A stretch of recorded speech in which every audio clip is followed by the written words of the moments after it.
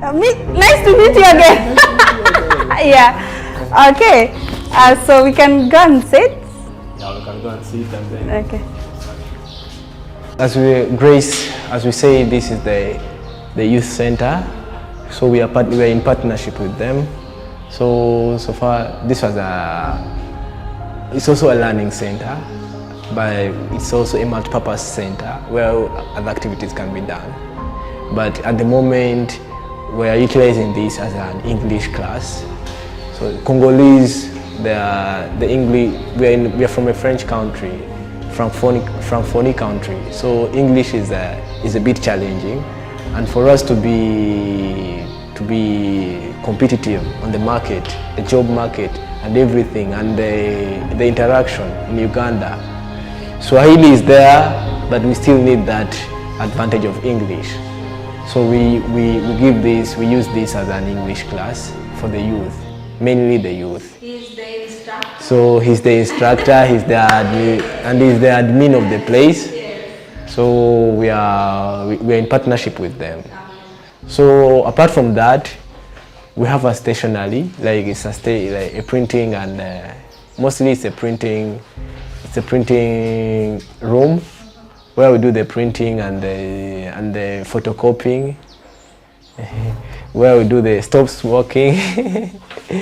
So we have also a printing room where we do printing, we do photocopying, and we do any graphic design activity. It's in the next room. All right. But I love this. What? Oh, these are made by the youth who come here at the center. They are all made by the youth who come here at the center. They're the ones who designed this. So it was designed by children. By children. They are children. So guys, again, welcome back to my YouTube channel. This is the second video in Uganda, and particularly at the Ramwanja settlement in the western region of Uganda. And today we're not just telling you about the challenges these young people have undergone, coming from different parts of the country, African countries, to seek for hostage in Uganda. But we're also telling you about what they've been able to do as young people, as women, as a community that wants to strive, a community that wants a better future, not only for them, but for the generations to come. And so Innocent will again now be sharing with us what they've been able to do in their own capacity. And his passion is quite interesting also, just looking at how you guys saw how the journey was so traumatizing for them. And 10 years is such a long time for a young person to waste, but his was not wasted. So Innocent will dive into just telling us about his area of passion and how he acquired a scholarship that now got him to be one of the alumni in one of the most prestigious, is it college or university in Uganda? Yeah. Oh, thank you so much. When I came in Uganda 2020, yeah, that's when I was also done my senior six. Mm-hmm. So like I had my documents for senior six at that time. So when I came, I worked with them. So by 2014 I think, 2013, they posted scholarships for refugees, Duffy scholarships. So we tried applying. I tried applying. At that time, I wanted to do medicine because I wanted to be like my dream was to be a doctor. So I wanted to be a doctor and probably practice it. yeah. Then when I applied the first time, they told me they don't have the funds cannot accommodate that. For you to study medicine? From medicine. Okay. So on the panel, they saw can't do that.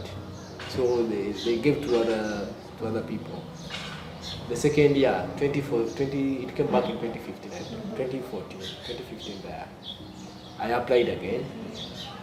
So I was also now not changing. I was like, yeah. I'm not changing this. I want to do this. Same thing. They would tell me, you try next year. Try next year, we'll see.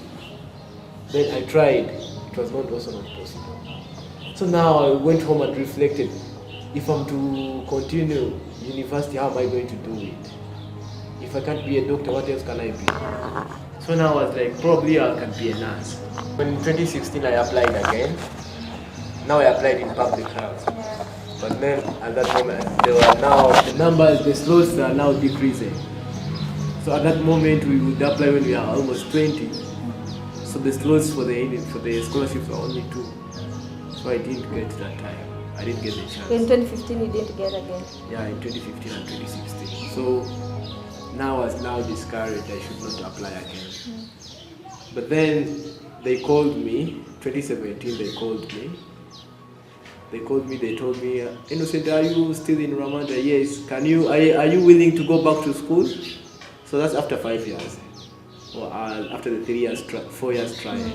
Are you willing to go back to school? I was like, yeah, I'm willing to go back to school.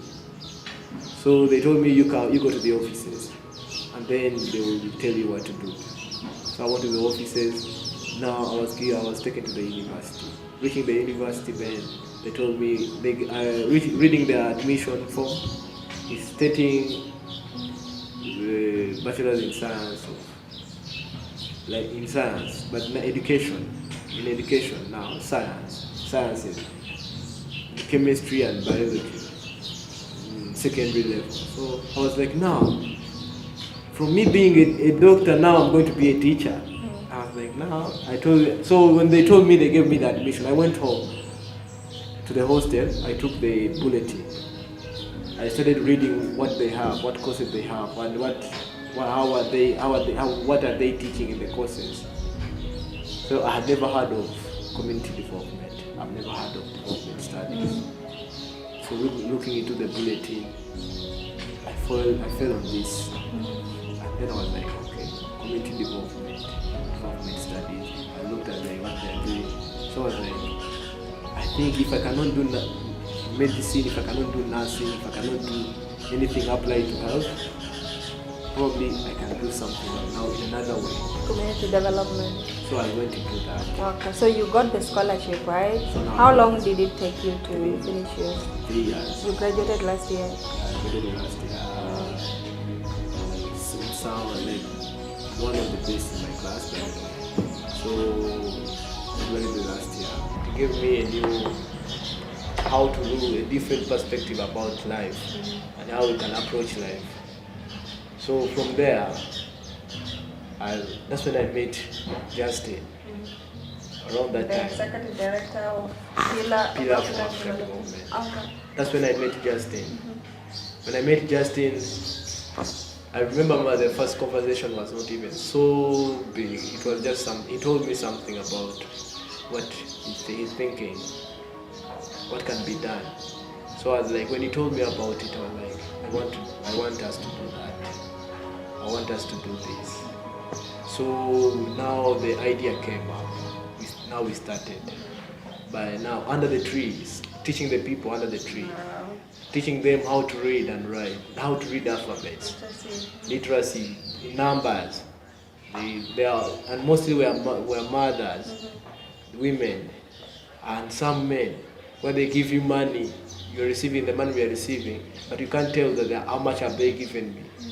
So they could not even count. They couldn't even count that this is 5,000 they're giving me, or I'm supposed to get 20,000. So all that now, with all that, we saw now there's a need here, and the organizations, even though they're doing a good work, but they can't reach everywhere. So it's all up to us, the people, the community. How can we bring ourselves up? How can we support the organizations who are supporting us? How can we also give them back? So from under the tree, we started this. We started all this, we're saying, the Pillar for African Development. Now we went on now expanding, telling it to other people who can come and who is willing to come, and we joined the hands together. From there, we started the Pillar for African Development. So it's been 4 years that this organization has been in existence. Tell me more about your programs targeting conflict mitigation and prevention in this specific country. So mostly we are doing this, the programs we have. So So far we started it with the literacy, the adult literacy, and then we also now started creating groups, task groups, so that for peace building, so that we can mend the peace. How can people coexist? How can we live together? Then how can we not bring the things that affect us home the fights from home, the conflicts from home, how can we not bring them in the new country? So through this, we did this, we started groups, youth groups, where they'll do engagements, speaking out, storytelling. And then from there, we also now went into how can we improve our livelihoods? Because we can't get what to do. We are likely to be there, and then that's when you find someone is telling you, I want to go back home, I want to do this. And if at least they are doing something, then we can start this. So we went into the livelihood program where we are teaching now, we are giving them in the nutrition part. We are trying to give them the vegetables, the skuma wiki, not skuma wiki, I know Kenya have skuma wiki. I love skuma wiki. But you guys have a lot of spinach, okay? Yeah, so we are giving all those seeds to these groups so that now they can do what they can plant them. Maybe they can make it a bit as a way of getting income. Now, and then they build also their health. Yeah, so we went into this so we can get them something to do. So then the other thing we are doing is about the GBV response. How can we rehabilitate the survivors? And that's where the tailoring project came in, where we brought these mothers, the single mothers, the young mothers, and these girls who dropped out of school just because of any protection issue. So this is where you put the video of the learning, the mamas, where we were talking. So that's when we brought these mothers together, so that they can learn together. So that they can see from each other. They can learn from the friend's story. But now not only that, they can now work together so that they can develop themselves. What was the turning point? Like I know you said that you got the scholarship and that sort of just pushed you towards realizing your, reaching your dream. And however, you really wanted to be a medic, but you couldn't get a scholarship that would cover the cost of that. And then you studied now community development, and now you've graduated, and now you're working in an organization as one of the co-founders. Your mission and vision is clear, and you're working towards that. Have there been any kind of support from the external, environment or people to support your work? The work we are doing right now, it's volunteering. It's volunteering. It's from us, the members, us, the people, the community. We have no fundings from anyone else. So all we are trying to do is through the power and the willingness of the members. And then the only thing we are trying to do right now is to create partnerships. Like you have to say, to create partnerships with other organizations. We are trying to come up. That's how we go to. That's how we go to get to this place where we are right now, the youth center. It's through the partnerships, so that what do they have that we can utilize? What do we have that they can utilize? So through that, we are doing all this so that we can continue doing the work to achieve the work. From the external factors or the other organizations of donors, it's just a call to them so that they can also join us. They can join hands with us so that we can continue doing the good work. Alright. That's clear. That's clear. They're looking for more partnership. So if you are a person and you're willing to support a community of refugee in Uganda, this is the people you need to get in touch with, because they're not only volunteering to ensure that most of their needs are met, but they're also doing so with a lot of passion and partnership to ensure that they don't just do it on a smaller scale, but rather bigger scale. And of course, there are so many other challenges, but in a sense, what would be that one challenge that you're facing in line of your work and organizational at large? What is that one challenge that you just want to share with the world that, yes, I know you started small, you're doing a lot, you have so many other challenges, but this is just but one challenge that you would wish to be addressed? Even though we are doing a lot, we are putting in effort and everything, like the willingness and manpower, but still the resources are still few. The resources in terms of equipment, the resources in terms of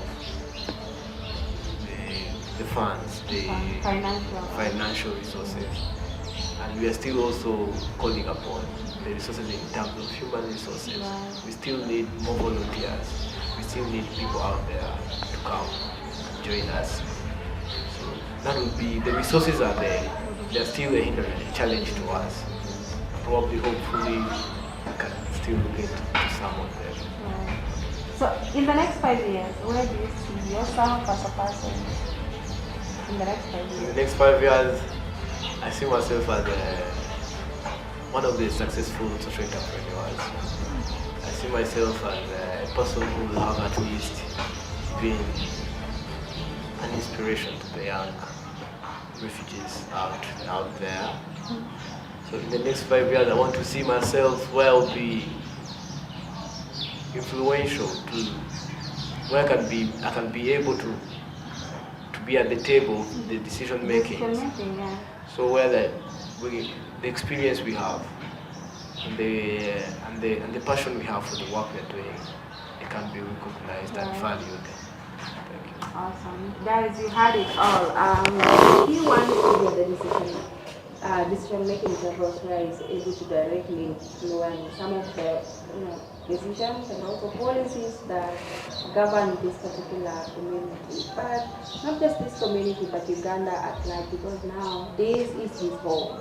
This is his home as innocent, but also this is home to his family, and so he gets to really he has a stake in developing this country, but also developing into terms of making it a peaceful community where anyone could just come in and really enjoy the experience and the life that people are enjoying here. So lastly, in a sense, what is that one thing that describes this refugee settlement? Like if you mention it, and every other person would be willing to come and actually see what this community has. What is that interesting thing about this Ramanja settlement, refugee settlement?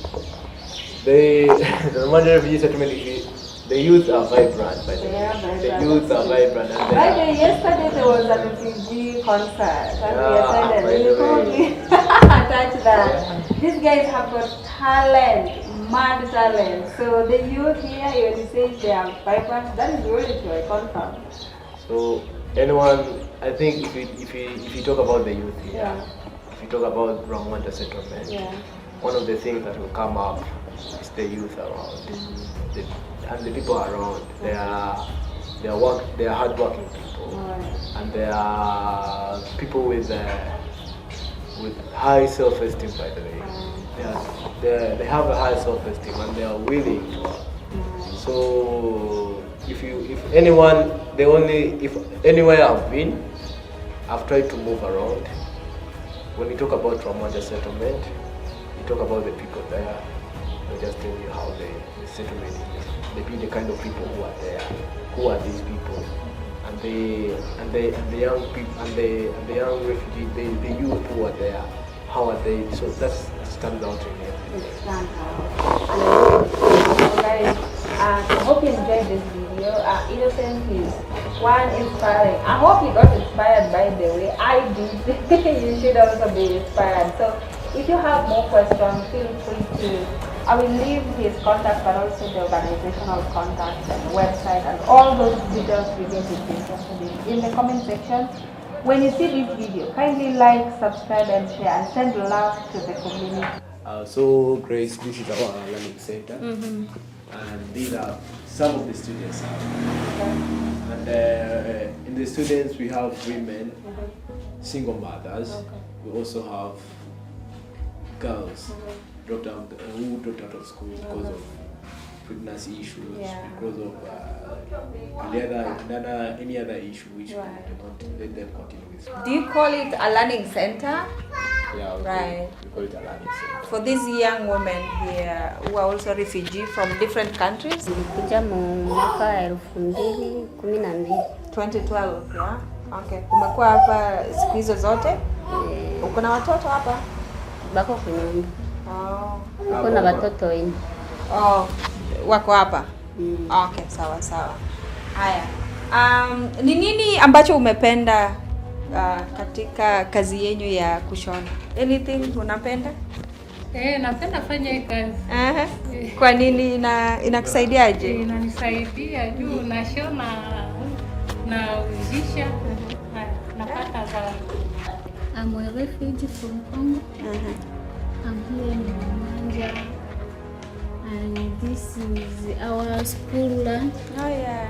Yeah, we are here. And you know how to make these dresses? Yes, I know. When I start, I come when I don't know anything, but this time, at least, you know something. Yeah, I know. Umetengeneza nguo ngapi tangu since you started? How many dresses have you made? Ya kwanza ni hii ilikuwa ya tatu. Hii smile. Okay. Yes. Hii ilikuwa ya pili. Hii ndio ilikuwa ya pili. The second one. Yes. Okay.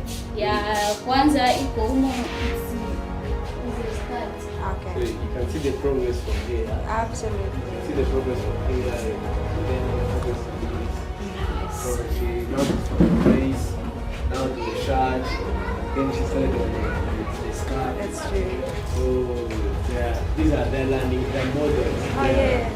What they use. So probably we are hopeful that at the end of this program, at the end of after the 6 months, they can produce something which can be sold to the community. Ni nini? Just one thing. One thing okay, so ni tatizo gani ambayo unapata ambayo ungependa mtu akusaidie? Ni nini? Kitu moja tu. Kitu moja tu. Yes. One thing I can need in my future. Yeah. Here I'm in caring, but you know we don't have these things we can use. Now we can need these things. When you want, you can support us, because you know this thing it costs you too much money. A lot of money. Yes. Yeah. So you need more of this. Yeah. So that each and every of you has a machine. Yes. To make more clothes, right? Yeah. Okay. Thank you guys so much. I really appreciate. Umetoka nchi gani? Congo. Nyinyi nyote ni mnatoka Congoli? Oh, okay. Bolingo nangai? I don't know how that means. I don't know what that means, but mimi nataka niwashukuru kwa kunipatia chance nisikize stories zenu. Mimi ni kama nyinyi tu, hakuna tofauti. The only thing is that mimi si refugee, si ndio? Lakini hiyo haikukatazi kufika, you know, to achieve your dream, ndoto yako. Sio? Kama mama mimi nataka mkuwe strong sana. Mimi nataka mfanye kazi ile pesa unapata hata kidogo. Wewe save. You never know. Mimi nataka siku moja nikikuja hapa nipate hata nilisharudi nyumbani. Mrudi nyumbani, mkuwe mnaishi kwa amani, mkuwe na watoto wenu na pia watoto waishi kwa maisha mazuri.